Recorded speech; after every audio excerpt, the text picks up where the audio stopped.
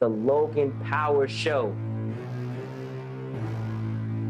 Welcome, everybody. The Logan Power Show. The Logan Power Show. The Logan Power Show. He is phenomenal.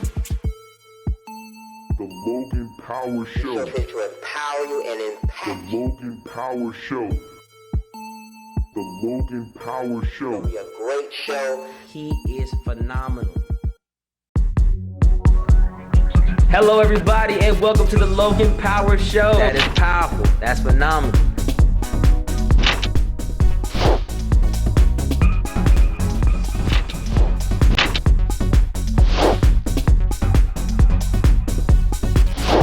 That's phenomenal. The Logan Power Show.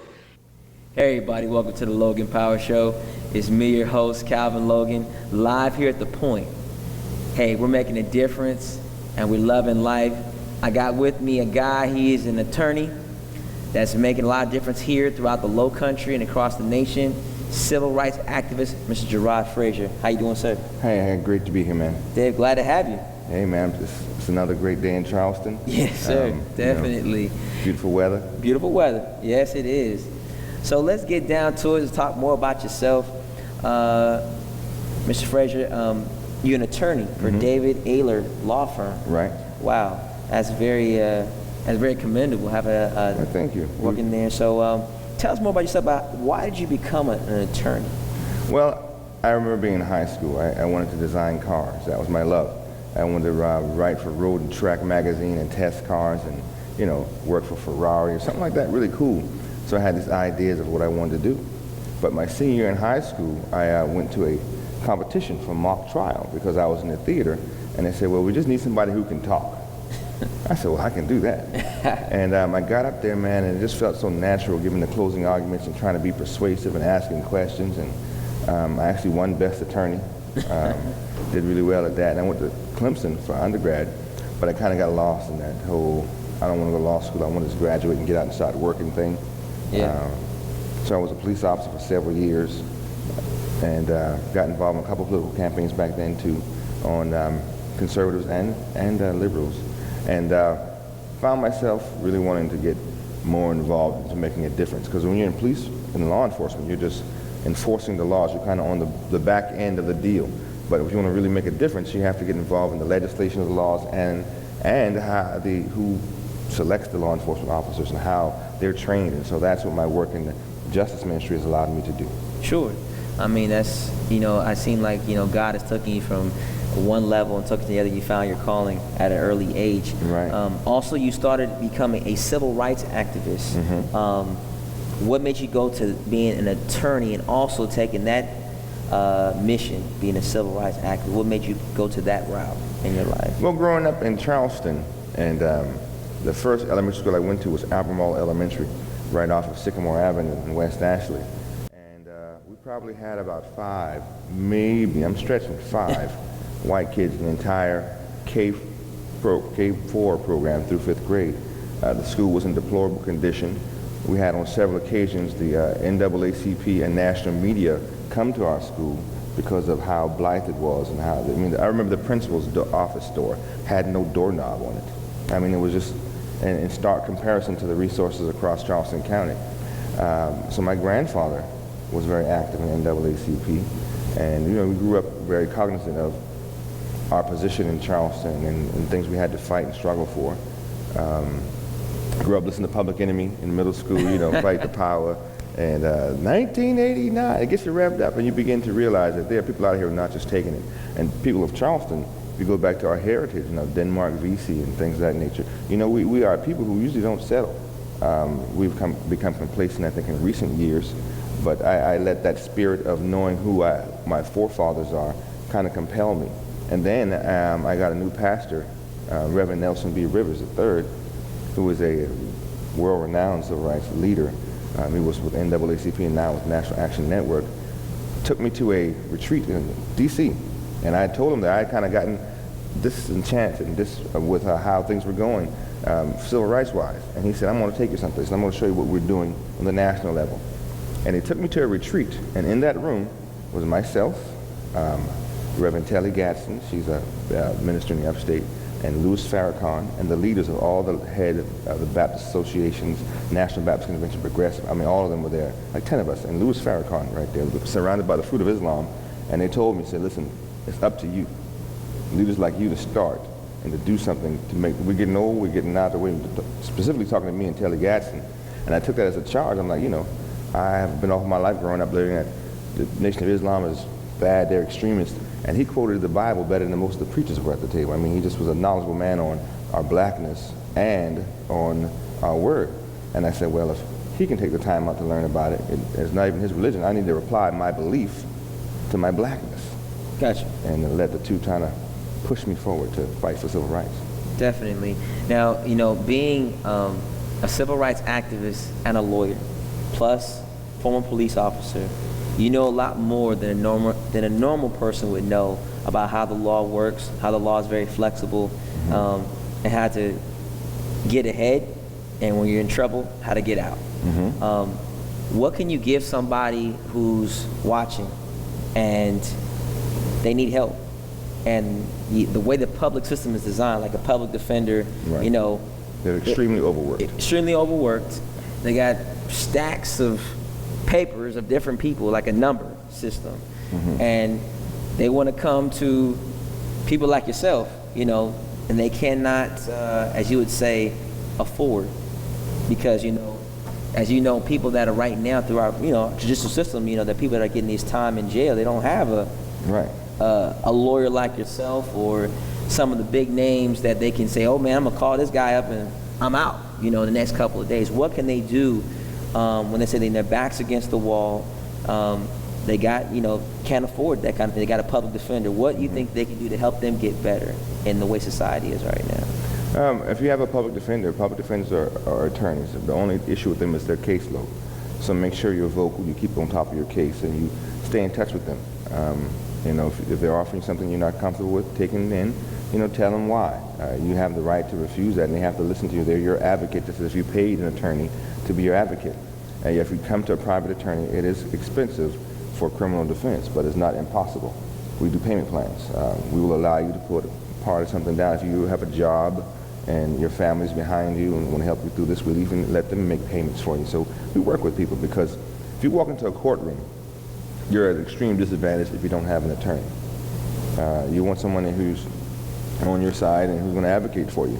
A lot of clients will come in and think it's like going to the principal's office, and you can just say, well, I'm going to just tell them my side of what happened, and then they'll let me go. And that's not what happens. I mean, I always liken it to when I see somebody, especially a criminal defendant, comes in and they say, well, I didn't think I can just tell them this and they would let me go and it would be all right. If I told them about this one little thing I did, they wouldn't, you know, be nicer to me.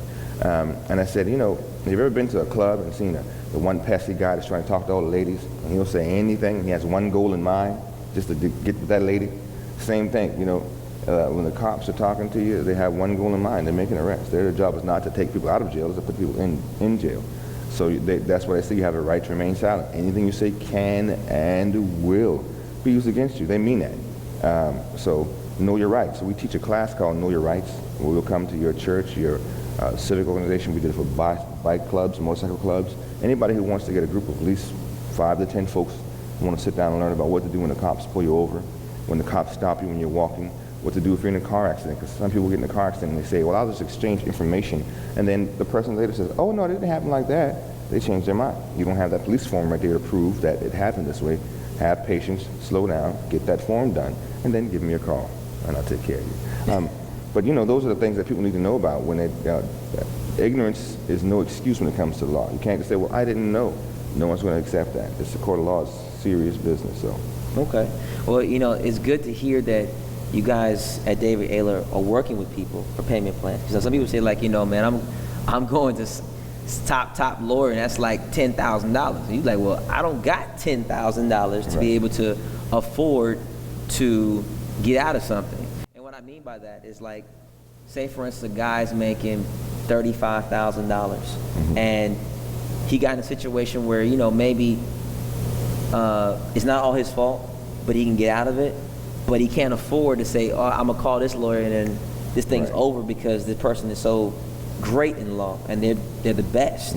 And now that people like myself, because I didn't know, I thought like, you call, you hear all these commercials, the Bill Greens, the David Aylers, the Andy Savages, you hear like, them people who cost money. They're not like, well, we'll work with you. But it's good to hear that you guys are working with them. Oh, yeah. You said like, if ask not, you won't receive not. And ignorance is bliss. And I can tell if I'm not talking to someone when I'm talking to someone on the phone, giving them the price and they kind of pause.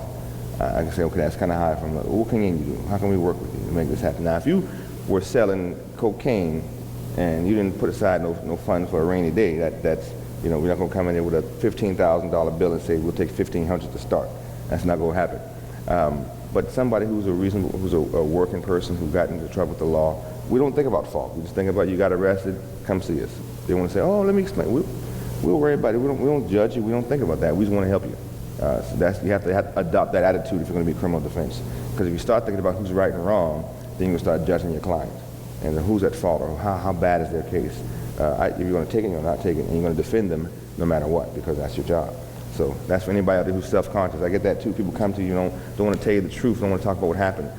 I know we're not Catholic here, but Catholics go and they confess to the priest.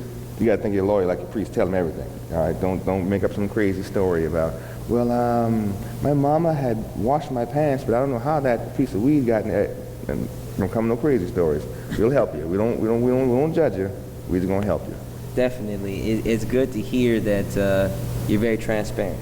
You always want to have a transparent lawyer or a transparent person in business. I'm a business guy myself, so you say, Calvin, how in the world you got this guy on the show? I said, well, there was a mutual friend that said like, hey, this guy's about some great things. So me, I'm not scared. I'm bringing everybody to the show, and I like to bring someone who I believe can really help you.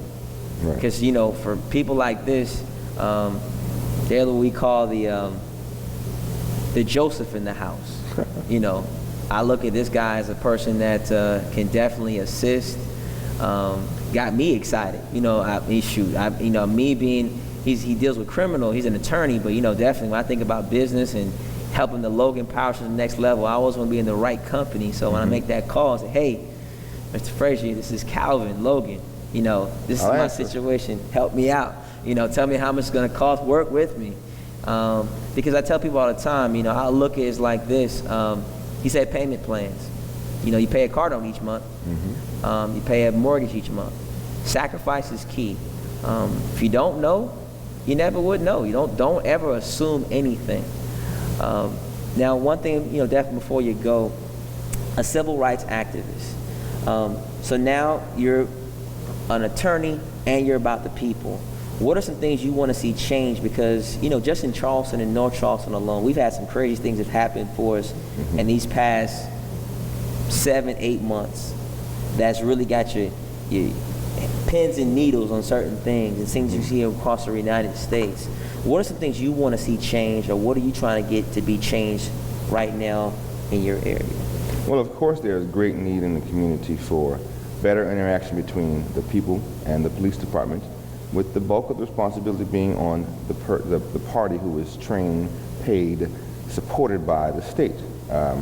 If you're going to give someone a weapon, empower them to take somebody's liberty, give them a car in a uniform and gas it up for them, and a radio system with backup all across the entire county, then you ought to hold them to a higher standard.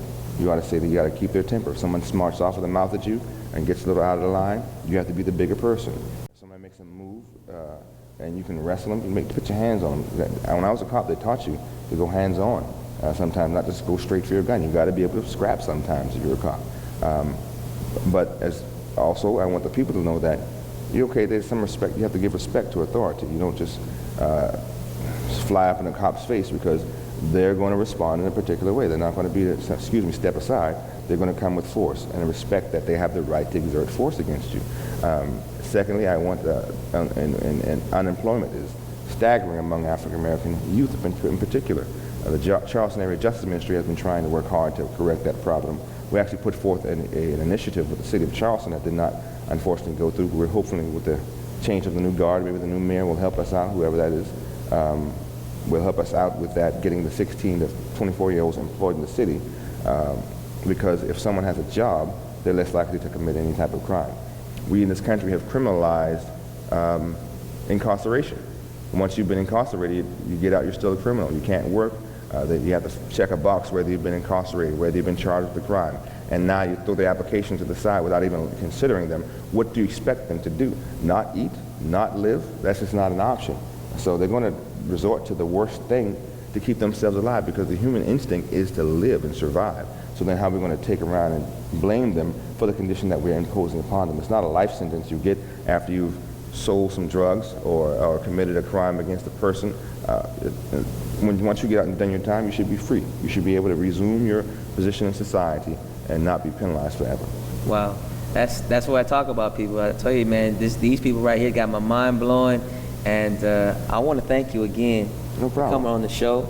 We love to have you back so that we can have other people that are probably wanting to know some of the ways out of things. And definitely we like to have a person like yourself and have a panel that can help folks that are, going through, because the judicial system, that thing is like a fast food restaurant. People are going in and out, and it's becoming a repetitive system where it's scary these days. There's a special that President Obama was on called Vice, The System is Broken, where he spent a night in prison. And he talks about how America is 5% of the world's population, but has 25% of the world's prisoners. We talk about places like communist China, we talk about places that have human rights abuses, but we're locking up 5 times our population share, and they're mostly black and brown people. How is that right? President Obama was asked whether the judicial system is racist. He said, I don't think it's racist, but it's producing a racist result. So I think if you guys go out and watch that, if you watch that, we come back and do something on the panel, we can get the word out and try to really stem the tide of this thing and get things going in the direction our people and our nation need to go in. Definitely, that's what it is. Tell everybody right now, it's the Logan Power Show. I thank you all for tuning in.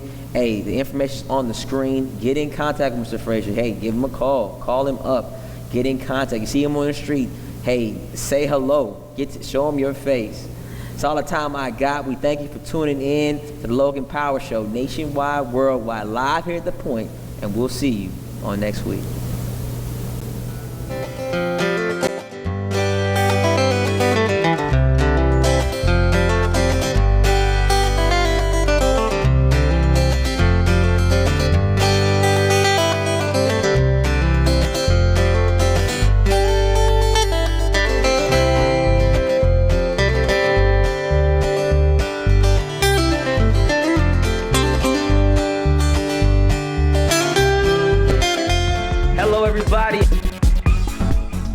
That is powerful. That's phenomenal.